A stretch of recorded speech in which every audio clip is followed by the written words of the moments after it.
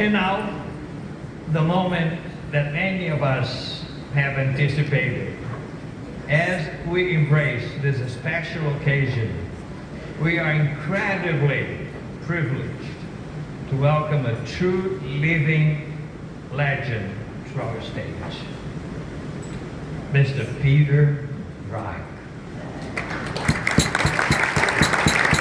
Whose extraordinary contribution to the world of racing are etched in history, particularly through his pivotal role in creating the iconic 1965 World Champion Cobra Daytona course. We eagerly await the invaluable insights and captivating his stories he will be undoubtedly share with us. Without much ado, let us extend a resounding welcome to this hero of motorsport. Please.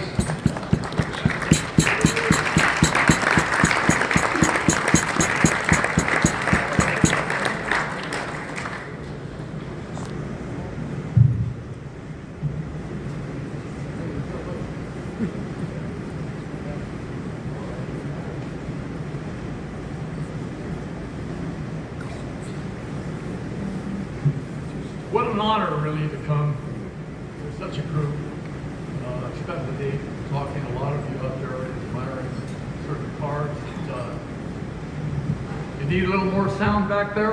All right, just raise your hand if you can't hear. I'll speak up as loud as I can.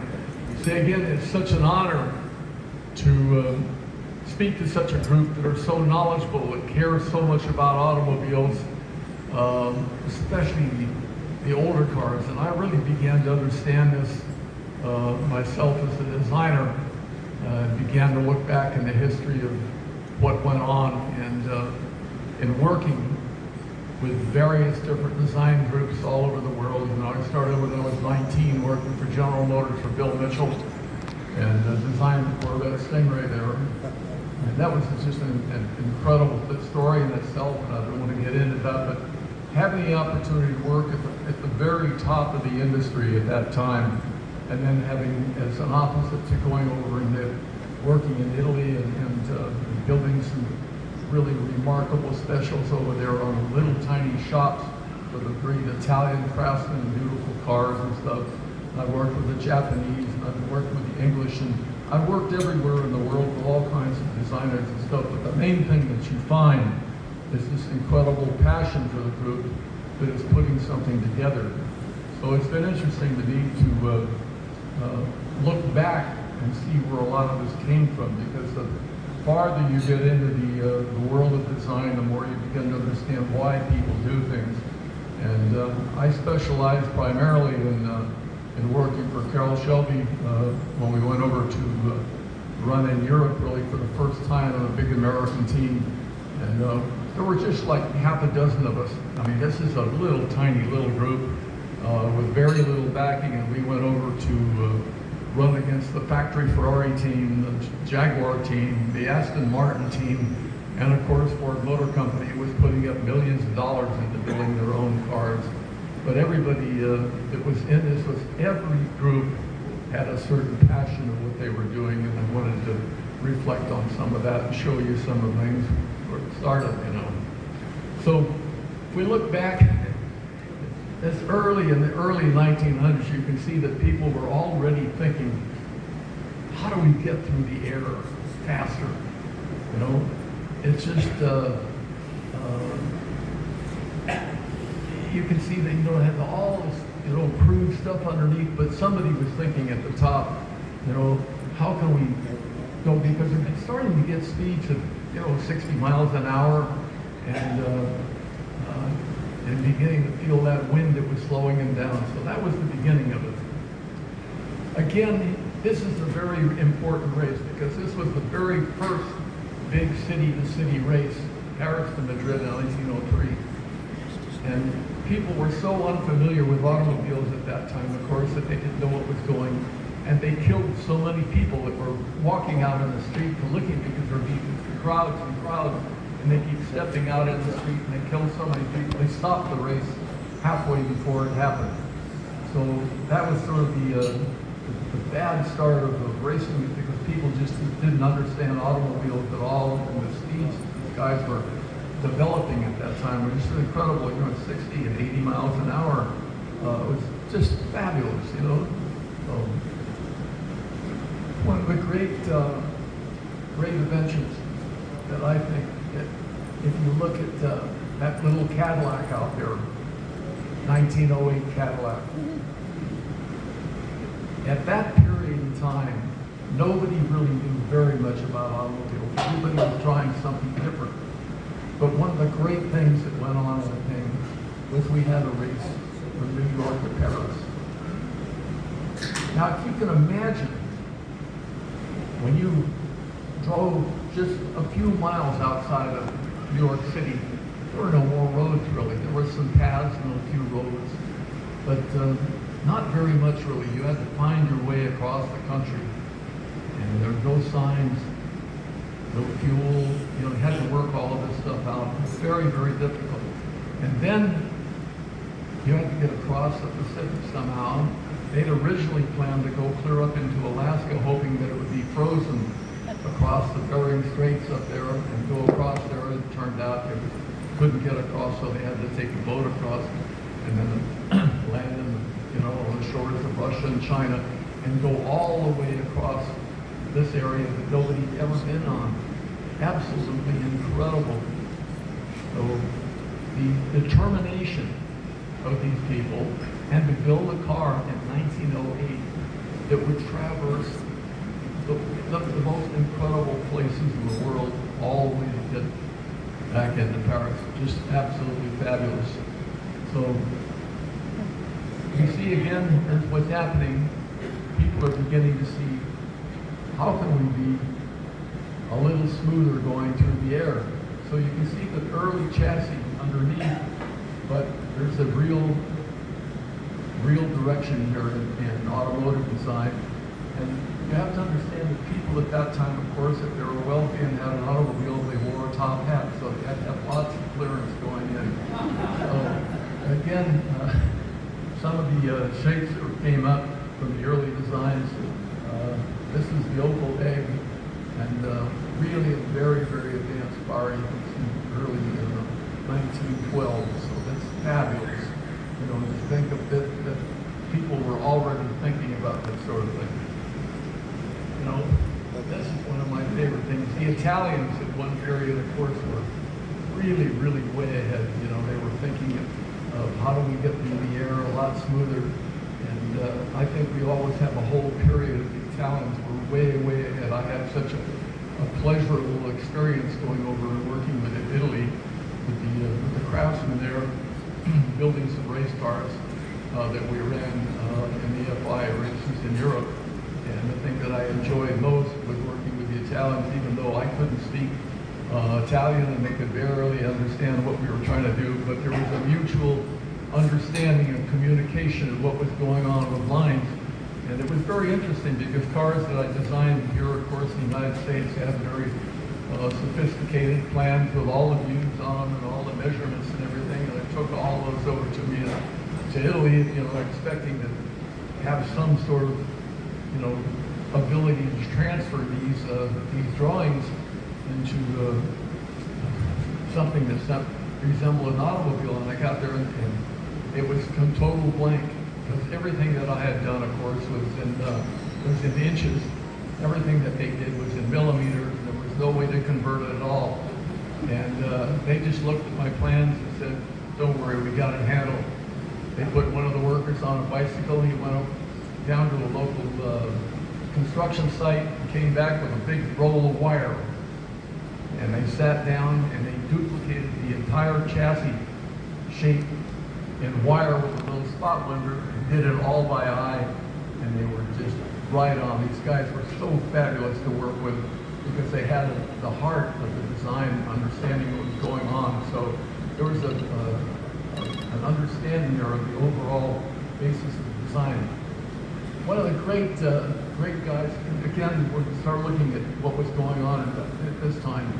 in the early 20s. This was just before we're really getting in 1920, of course. It was just after the World War I. So much of the automotive design was really tied in a lot with airplanes. And Rumpler was this great an airplane designer, as he was a car designer. But if you look at some of the shapes that he was working on, you can see here already he was working with curved glass and beautiful, aerodynamic shape. All the fenders exactly. There's no drag in it. The air goes straight through it. This car really had an amazingly good drag. So even when this car was tested later at Volkswagen, you can see the air flowing over it was very, very smooth, even though he had to work with a very sort of simplistic chassis underneath.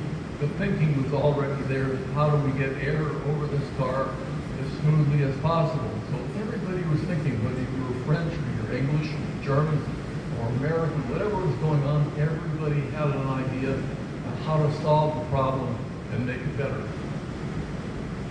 So, one of my most favorite guys is a guy named Paul Grube. Paul really started in aerodynamics working for the Zeppelin company, because in World War I, the very first balloons that went up, of course, were not very aerodynamic, but the advantage in World War I of the balloons was they could get a higher altitude initially than the airplanes. So they were used for spotting what was going on down below.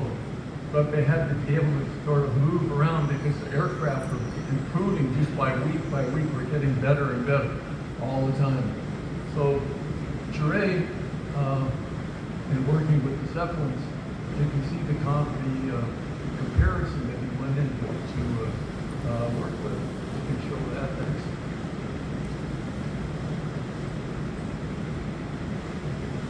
So, all right. Now you can see here, this is pre-Grube. I'm talking about sort of a very simplistic aircraft that they were using at this time, with the observers down here at the bottom. But they were getting the altitude, and they were trying to stay away from the airplanes that were going to come up and try to shoot them down. So they wanted to make them faster, and they could move over more territory. So when Grube came in there and really started working on it, on the Zeppelins, they started coming up with the very first really aerodynamic shapes on it. So see how beautiful this particular shape is. Now this really was the beginning of the whole idea of streamlined design, because if you make the air stay attached to a surface all the way across, the object moving through the air was a lot smoother and faster all the time.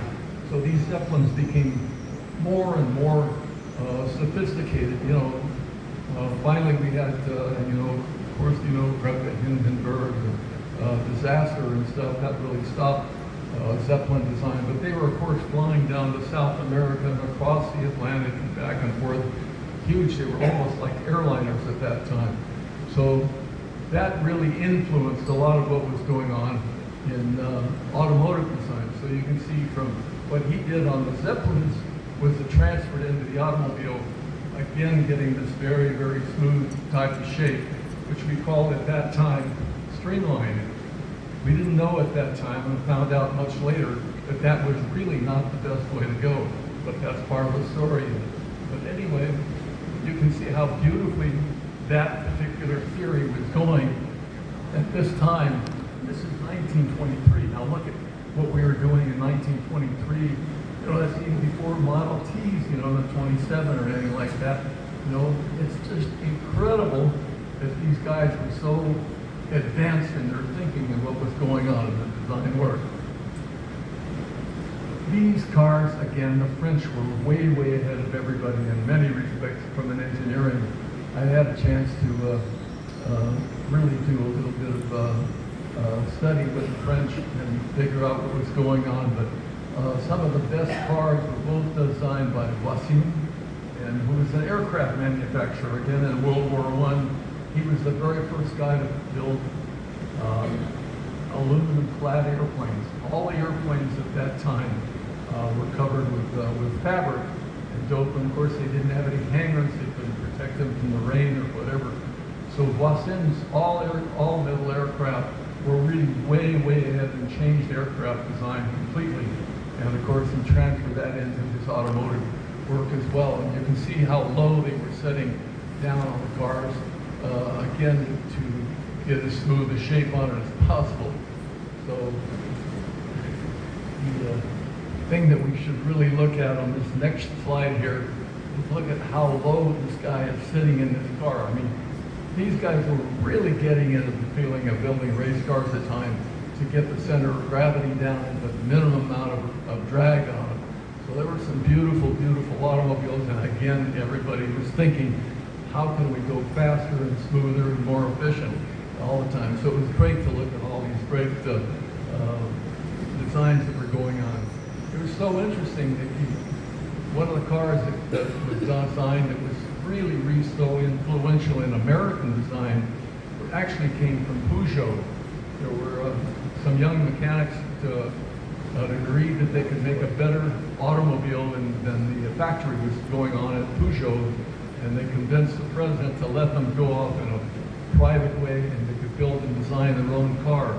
So in 1913, they built a race car that was very competitive, and of course they brought it over here to Indianapolis and were very competitive, winning the race with the Peugeot at that time. Now what's happening is that when those cars, they were sold at that time, that we can go back and build another one. Along came World War I, there was no way to send back and get parts for it or anything. So somebody had to figure out, how can we take this Peugeot design and repair it? So luckily that design was taken down to Miller in Los Angeles, who discovered really what the design was on the Peugeot engines, and from that became the famous Miller engines, which dominated at Indianapolis for 50 years. But that all started out with the French, who were, I think, farther along in engineering and design than anybody else in the world. You know, again here, Bugatti, another great name of the French designers, winning, 24 hours of Le Mans at that time, again with aerodynamic shape, and with fabulous cars. Now this guy, Rainer Koenig von Boschenfeld, is my personal hero, because Rainer was a motorcycle racer, and being a motorcycle racer, of course, he's out there all the time, and the wind is going over, and trying to figure out how can he make his bikes go faster. So he came up with some ideas on how to enclose the bike and make them faster, and he went around to all the German factories and professed his ideas, and of course they all laughed at him. Nobody would give him any help, and here's a privateer trying to go against the works teams. So what he did is he went over and bought a bike in England and put some aerodynamics on it and blew all the Germans off and became the German champion. So that just shows that the advanced thinking that everybody else turned down became a theme for myself, and he alone did some great design. He started out, before he even got through college, he figured out, again, that sort of original streamline shape was not as efficient as this squared off shape here in the back. Now, it's a technicality, but a Volkswagen bus, because it's square with a chopped off back on it, is really in a more efficient shape than an E-Type Jaguar. It's hard to believe, but you have to look at terms of area that's taken up as well as the overall shape. So if you look at a Mosquito versus a 747 airliner, it's the amount of air that's hitting the object that's more important. But anyway, he tried to get some patents on this stuff, and the Germans would not allow him yet to get it. So they allowed him to go to work for Grube. And Grube was, this is the top in the middle of the 30s. The Germans were really coming into power. They were way ahead of anybody else in terms of aerodynamics. So, we switch this. All right, again, let's look again. We're time-wise, what we're looking at to 1920s and stuff. The top German car at that time was the SSK.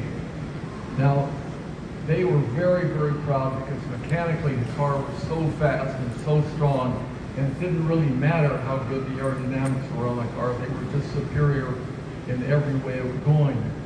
So it was inconceivable at that time that anybody on the top tracks could beat some of the Germans on it.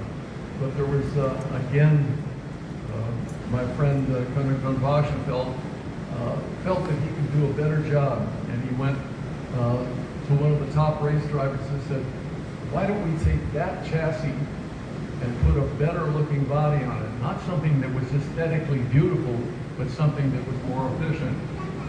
So really in a matter of weeks, they changed the body over. This is the same chassis covered over with this aerodynamic body that von Waschenfeld came up with. And of course, the Mercedes factory was absolutely livid that anybody would show up with something as ugly as this car, you know. So there was all kinds of, you know, resistance to trying to make it going. There was this major race coming up at Aarhus, and the car had not even really been tested very much. And here it won the race because it was just more efficient. So that completely changed a lot of the thinking in Germany in terms of aerodynamics, and they began to become the real leaders in it. So things changed back and forth between France and Germany and England on what was going on. But this particular car with von Rothschild winning that car in Aarhus really changed the whole thinking of aerodynamics for automobiles. Now there were some really smart guys going over here in the United States. John Jarda was doing some stuff for Briggs Manufacturing, and was thinking way, way ahead of everybody in terms of what was going on, and designed the car for a major show here. And you can see it's way ahead. Mid-rear engine car, you know, pretty much aerodynamic shape on the thing. And you can see, and this is for Briggs, because Briggs designed a lot of the bodies for the manufacturer in Detroit. And it's using all kinds of pressed steel, V8 engines in it, modern suspension, way, way out in advance. So when you see the final car that he came up with, it has a very sort of familiar type of look to it, doesn't it? It sort of looks like a Volkswagen. Why is that? Well, interestingly enough, Porsche and the engineers came over to this show and saw this car, and they were greatly influenced by what was going on. So this car really influenced the designers at Porsche to make the Volkswagen. So this is really 1933, so you can see what's going on. Now, Gervais' work also influenced a lot of other people. This started design. Finally, it became a little bit more conventional. They moved the engine back to the front, but you can see it turned back into a very conventional-looking Lincoln Zephyr car, which is again way ahead of its time in terms of aerodynamics. So again, Gervais' work, all rounded surfaces and everything, even into the Chrysler Airflow, which at that time was considered, you know, a very ugly car. Nobody really liked it because it didn't look anything like those square boxes that were running around, but it was much more efficient. Now, this is again, the Germans are going back to some very, very, very streamlined cars, and the whole idea of streamline again goes back to that sort of, you know, fishy type shape on the back was still very much an influence. So a lot of these cars were developed for the expensive cars like Maybach and Mercedes as well. You can see again, everything tapered down. Now this is considered the ultimate sort of streamline. It didn't turn out to be the best shape in the end, but that was the real trend, because everything had come from Gervais, from that beautiful shape on those Zeppelins and stuff that were being transferred to automobiles. You can see everybody's thinking we got to make this thing like a fish and make it smooth, but that's not the secret idea. So, again, what was going on again in Czechoslovakia, way ahead of what was going on, you know, engines in the rear, whatever. Again, a lot of this stuff was copied by Porsche, and actually they won a suit against Porsche for some of the design. But everything, again, was enclosed, getting the car as smooth off as possible. So the aerodynamics is still going, but you can still see everything is still with this, you know, smoothed off tail shape on the car. Oh, this is Wunderbaum, and this kind of Reinhard Koenig-Faschenfeld, who I told you about with my personal hero, was allowed to go to work for Wunderbaum, who was running a studio that's called the KDF thing, was actually the German, the Nazi word for the Advanced Aerodynamic Studio. And they came up with the real secrets on aerodynamics, which I eventually used to design my race cars. But of course the war came along and a lot of their design was never used. But anyway, we'll see what happened on it. So this is actually a patent thing that started in 1937. He filed for it. It didn't go through until later. But you can see here that shape goes back and it's chopped off at the back end. Because what happens is air is going over a surface. If you can keep that air attached to the surface and keep it smooth all the way, you will really gain some speed. The minute the line changes from below horizontal to below 7 degrees, the air begins to turbulate and create drag. So the more you turn that body, the more turbulence is created because the air is not staying attached to the body. So that was the whole secret that they came up with, was to keep the absolute flat line on it and chop it off. So what happened is I was working at General Motors at that time, and I happened to find in the library, they were just putting it together there at the studio. You can go on it. We'll talk a little bit more about it, but here's some of the prototypes work that, again, back end chopped off and to create stability. They put some fins on it, but very rounded off, wheels all enclosed, everything smoothed off. Well, these were the most advanced things that were going on. They tried to go around to several of the German manufacturers and see can we do a production car like this, and of course everybody laughed at it and said, that's the ugliest looking car we've ever seen. Nothing will ever work like that. So they were not very successful. So rather than try to go the whole chopped off thing, and they end up with the rounded back end on it. Here's Komenda again. Here was the guy that designed that Volkswagen that we saved. He was one of the guys that went over to Porsche to see the work that Don Charda had done, and had done all the work. So he was the guy that actually came up and copied the whole thing that John Charda had done and came up with the Volkswagen. But he also did some very advanced looking things. So you can see here's the production VW, still one of the greatest all-time designs in terms of numbers, and actually very, very effective for what it was in terms of shape. But here's what he was really working on. You can see, again, really, really smooth stuff. So Komenda was doing some great, great stuff for the Germans, but it's not chopped off yet. Now here was the world, a potential land speed record car that never got to run because the war came along. But it was a fabulous design that Mercedes had done. And had they ever done this car, they were hoping to break the world speed record, and they certainly would have at that time. But the car never got, you can see even here, it's got some wings on the side to keep the car down on the ground and ensure that they got as much traction as possible. And fabulous, fabulous, very advanced shape. Again, very, very simple shape again from the German. Now you think in many shapes it should have sort of a pointed shape on it.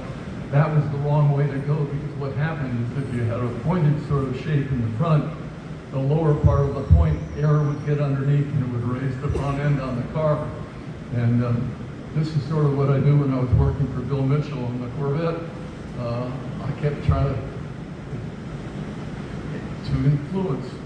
Here's the vice president design. He had very set ideas. You know, I'd come up with my own design on the Corvette, and I was trying to get him to change the front end to look more vertical on it, and he wouldn't go for it. Of course, when he built the car, and we first started running it, when it got to 140 miles an hour, the front end had come off the ground. So later we had to change that back. But anyway, you can see again, sometimes things that are supposed to be smooth don't look as efficient as some of the so-called streamlined design that was going on. It was kind of blunt and rounded at the front, and that was again more of a work that was Koenig was doing, and became more efficient. Again, we get into this regular automotive styling that was going on here in the United States. Some ideas of taking smooth shapes and stuff on it and putting it into conventional things that took the regular fenders off cars. So this sort of the dance rocketry type look became a real trademark of American design as opposed to what was going on in Europe. Again, quite a beautiful shape on the back end, again getting more efficient. It doesn't go back quite to a point, but still chopped off. It's getting a little bit better all the time. And had that car made it into production, it might have really been one of the big four instead of the big three.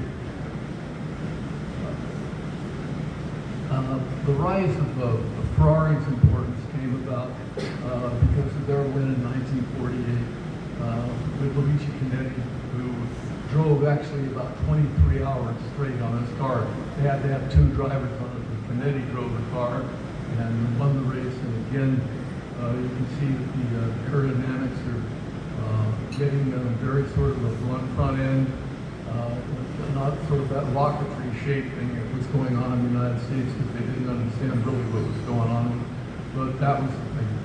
This is probably the most aerodynamic car that we did in the United States at that time. It was very, very successful on the NASCAR tracks until the big V8s came along. But quite a good shape. And again, we get back to what was going on. It was so great to see Natasha out here this weekend, and we can see how far it is. Because normally we just think of, what's going on in Germany, what's going on in France, what's going on in Italy. Let's go back to what's going on in Czechoslovakia. There was some really great thinking there, both airplanes and automobiles. So this thing. Now it's very interesting that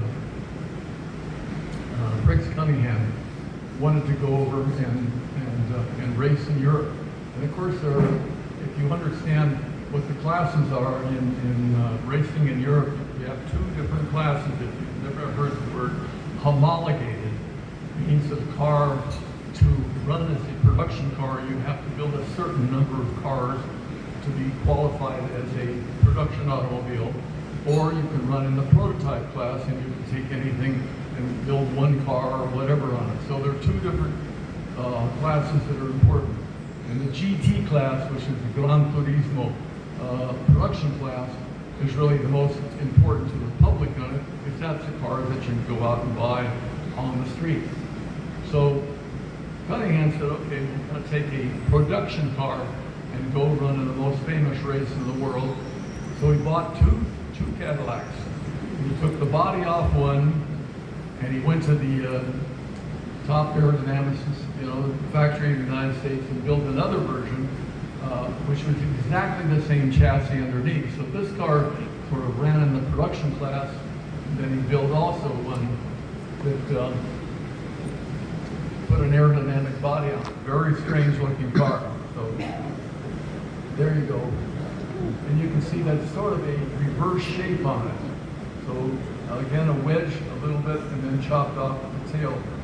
And actually both cars ended up finishing because they were very reliable.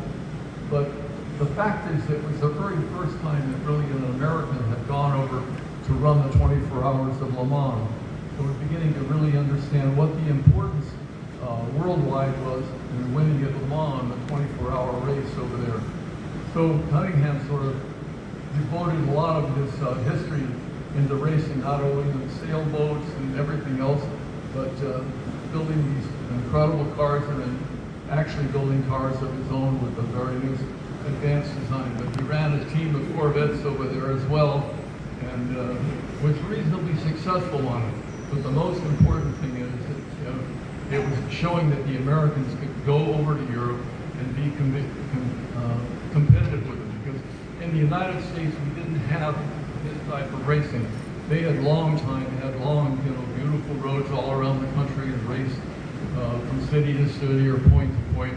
Where American racing all went into oval track racing, which are very easy to understand, and you can control the crowd and put an income into it. So totally different thinking on it.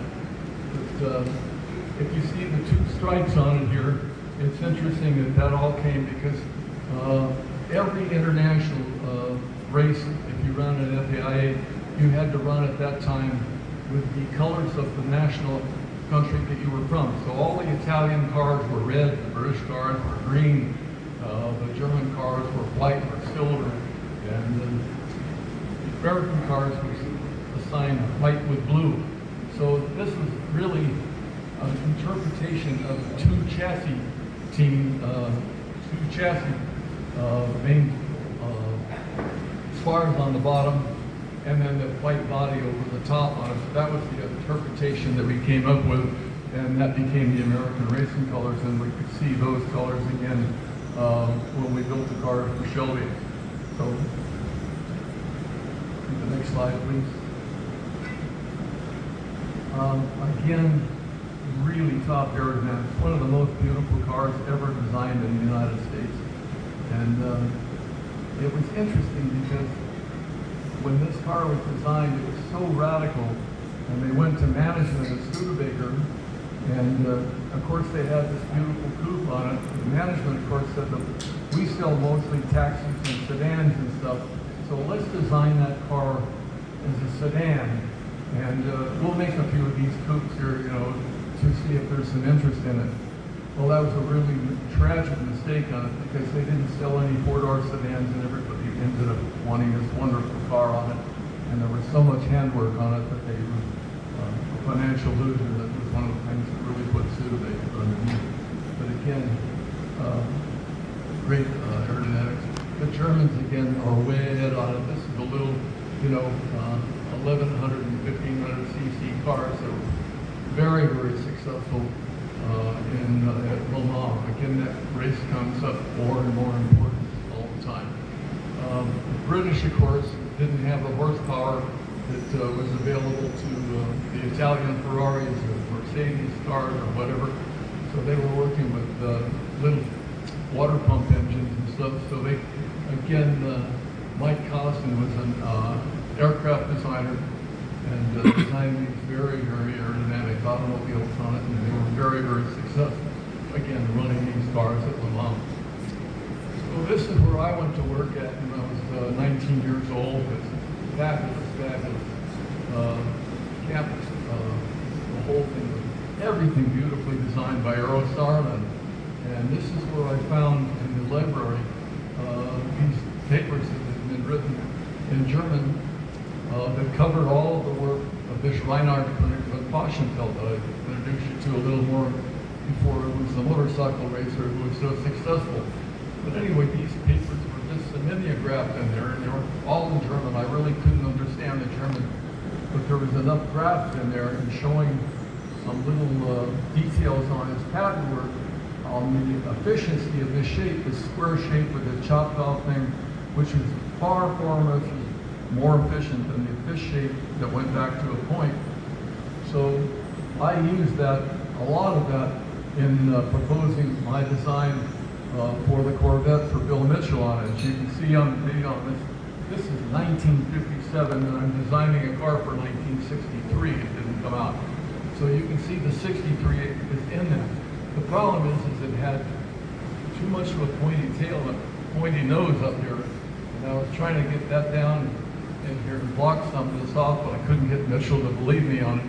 So, yeah, of course, he was the director of design, so he said, just keep doing what you're doing, but do it like I want. So there were a couple of themes there, but the car came out, and it's become a classic design. One of the most interesting stories, of course, was the split window in the back on it. And that was after doing it, because when I designed the car originally, it was single rear glass in the back end.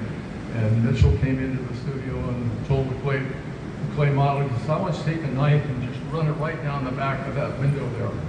And he stood back and looked at it and said, yep, that's what I want. Now divide that into two windows, and so it was modeled into the clay like that. Now, of course, Zora Dunthoff, who was head of engineering for Chevrolet, came over and absolutely blew it. He said, there's no way that we're going to do that.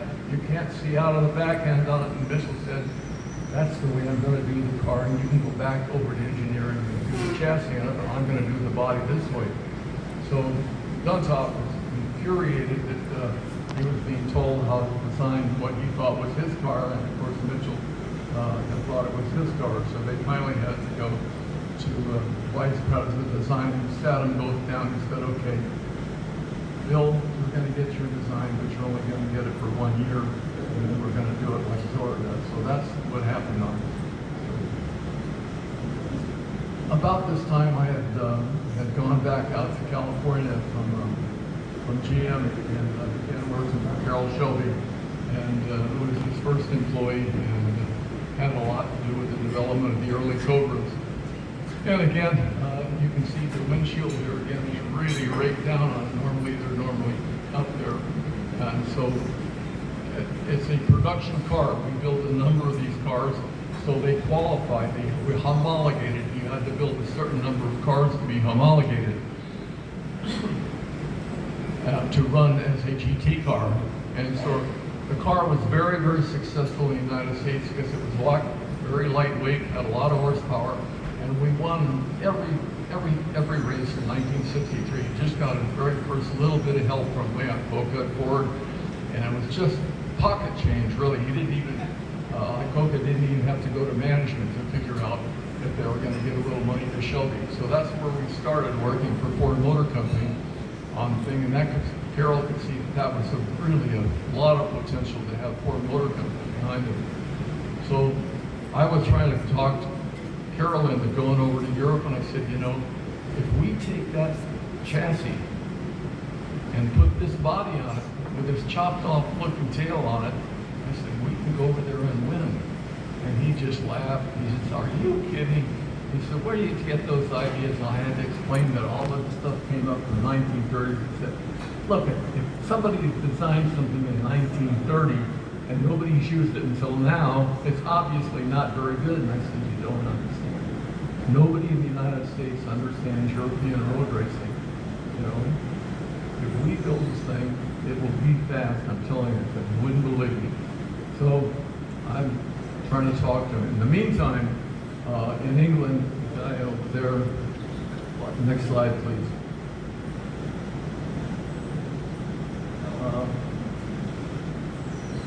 This was the all-winning car over there. In Europe, it was the GTO Ferraris. Now, what had happened is when this car was designed, the body had been redesigned on what they call a standard short wheelbase Ferrari, and they had built enough cars to homologate it. But some of the advanced designers at Ferrari said, you know, that body's not really very good. Let's change it over and put the chopped off tail light lineage on it. And Ferrari wouldn't have any part of it at all. His chief engineer kept working on the car, Vincerini, and built the car. And finally, they ran it out on the autostrada, and it was so fast there was no question that the car was going to be a winner. Now, they're going to have to go to Le Mans, and they're going to have to run against Jaguar, which was the E-types, which were probably one of the most beautiful and efficient cars at that time. And they're going to have to run against Aston Martin. They're going to have to run Jaguar. And of course, Ford was coming along, designing a car of their own as well. So this whole competition was starting to build up very, very heavily on it. And these GTO Ferraris were the most successful cars. They had won Le Mans 6 years in a row. So when Henry Ford went over there and said, I'm going to buy the Ferrari factory, and we'll put the Ford name on it, and we will win Le Mans, and we'll get worldwide acceptance for Ford vehicles. So he almost got the deal done with Ferrari, and then at the last minute, Ferrari said, there's no way I'm going to sell it to you. I could have bought the entire factory for about $12 million, and Ferrari turned him down because he was trying to convince Fiat to buy Ferrari and back it, and that's what happened. So Henry Ford was so angry, he said, okay, we're going to build our own car, and we'll go up and blow off those Italians. And so he started this mammoth program of engineering at Ford Motor Company to build a car called the GT40. In the meantime, I've finally convinced Carroll that we should build a car with a chopped off tail and build it on a standard 289 Cobra chassis. And we went out and tested it, and it was really, really fast. We were so fast the first time we took it out to Riverside Raceway. We were 3.5 seconds faster than we'd ever run at the track before. Now, Shelby is really against this whole program, as chief engineer. And they couldn't believe the numbers. You know, when Ken and I put this car together and went out and proved that it was going to be really fast. So he said, okay, let's build it, and we'll go to Daytona. We'll go to the first sort of international race and see what we've done. Now, the way that I got the car done was I convinced Carroll in many ways on homologation rules and stuff that if we put a special body on it with a chopped off tail and everything on it, that it would be successful. And he said, well, I can't go to Ford Motor Company and get any money because I'm trying to get money to build their cars, because they've got, you know, millions of dollars going into this GT40 car, which is going to be this beautiful car that's going to, you know, blow everybody off. And I said, Carroll, that's not going to win. It doesn't have a chopped off tail. It's not going to work. So he finally said, okay, well, we'll build a test model. So he went to Goodyear. He was a distributor for Goodyear tires, and we got the money to build this car on these sketches. I made it for a lunchtime conversation. He took it over and showed it to Goodyear, and they said, you know, that thing's so radical looking, we'll get a lot of press on that, whether it goes fast or not.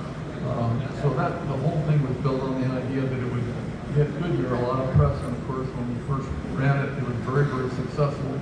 And so this was the very first car that we took over to Le Mans, and it just blew the Ferraris in the weeds. They weren't even close. We won the GT class over there for the very first time. Nobody expected it. And the amazing thing was the Ford Fairlane production V8 engine, and you know, the Europeans just laughed and said, that's a production engine. You know, they've been used to, you know, these higher revving Ferrari engines and Maserati engines and everything. The fact that you could come over with a production Ford engine and put it in this strange looking body with a chopped off tail and win everything just absolutely blew everybody away. So it really made history for Shelby. In the meantime, Ford was going to design this particular car, which is called the GT40, and the 40 is because it was 40 inches high. And again, it's a stylist idea of what aerodynamics should be. You can see it has kind of a pointy front end on it, like I was telling you, didn't work on it. And a lot of air could get underneath on the thing. So Ford was asked Shelby to go back and said, could we have one of our Cobra engines put in this car and test it? And he didn't tell me he was going back to Ford and getting it because he wanted that contract from Ford. It was going to be a lot of money if he could get it. And so I eventually learned what they were doing with this car. And I said, Carroll, that car is not going to work. He says, look, they've got millions of dollars in it, all this aerodynamics, groups of engineers and everything. This is going to be the most successful car that they've ever built. And I said, watch, it's not going to do anything. We're going to smoke them for, you know, a $1.98 car that we built in the back of the garage. And that's just what happened. So the very first time, the very first series that we went to in Europe, every race that we ran with a chopped off tail of a Cobra, like that car, if you saw mine up there, is even number 73. That car was the fastest car on every track. It set the lap record on every track that we ran. We didn't win every race because we had one car, and we're running against factory teams from Ferrari that have got 5 or 6 cars. We've got Aston Martin, they've got 2 or 3 cars. Of course, Jaguar's out there with 5 or 6 cars. So here we are, 6 mechanics in one car, and we're going against the world and beat them all with this funny looking car with a chopped off tail, which of course was assigned by Weimar and Washington, who made me famous for doing this design. So anyway, what happened with this car is with this funny front end on it. I kept pointing out to Carol, I said, this thing's not going to work. We watched what happened. Nobody would believe it. We got it out on the track. It was aerodynamically unstable. It turned over and crashed at first place.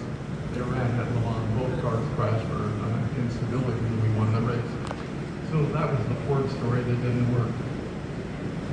This is the cars that did win, and of course, after winning this, Ford came back and took that whole GT40 program, brought it back to the United States, redesigned it after we won with this, and took the guys that we worked on this particular car and built the cars that they ran in 1966 and went back with American design on it. And next slide.